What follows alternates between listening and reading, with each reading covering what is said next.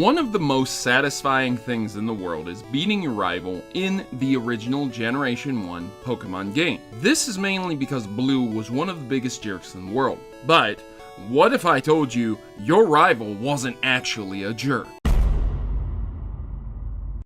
Nah, I'm just kidding. He really was a jerk. There's no mind-blowing theory here. With each generation Pokemon, there have been the introduction of rivals that have seemed less and less rival and more best friend who wants to lift you up. A quote, friendly rival has led many people to lose interest in those games.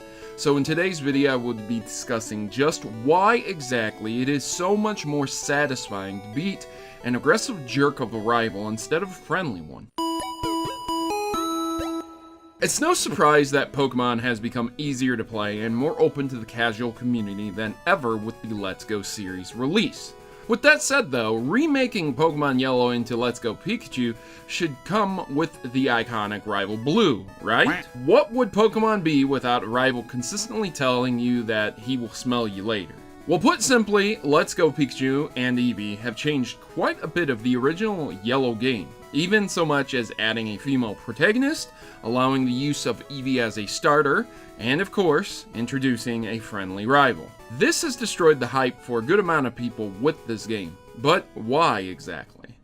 As stated by the community as a whole, Pokemon has become a hand-holding game where you can rarely go anywhere now within the main story and not have somebody explain just exactly what to do and how to do it. This has led many people to assume that Pokemon has become extremely casual, and the addition of a friendly rival has made that even more apparent. Blue was the original rival in Pokemon Yellow, and was the same jerk from the original games, so nothing really changed much when Yellow released after Red and Blue and Green. Consistently from the start, the trainer would berate the player, creating tension between the player and the game itself. This would motivate the player to want to defeat the rival. But Blue also helped the player quite a bit with tips, basically rewarding the player for a well-earned victory, as at times, Blue was a really challenging opponent. Looking back at other generations of rivals, you can gradually see how the jerk superiority rival complex turned into a friendly trainer. The rest of the rivals in the Pokemon series have slowly become more friendly than actual rivals, and this has led many people to dislike the rivals and become more annoyed with them than anything else. This all comes to a head with the aforementioned friendly rival, which leads to this explanation.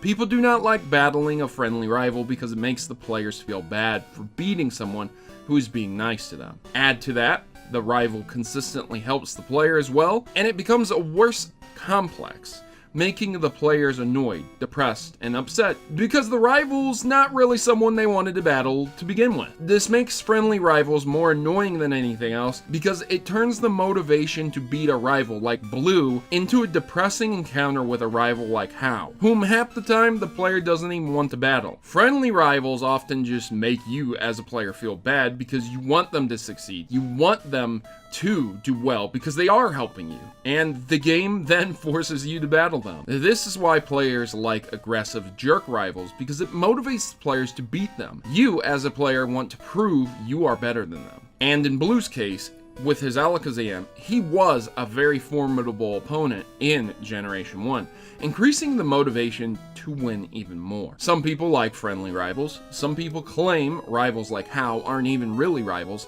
and some people feel that Blue and Silver were the best rivals and the only aggressive rivals.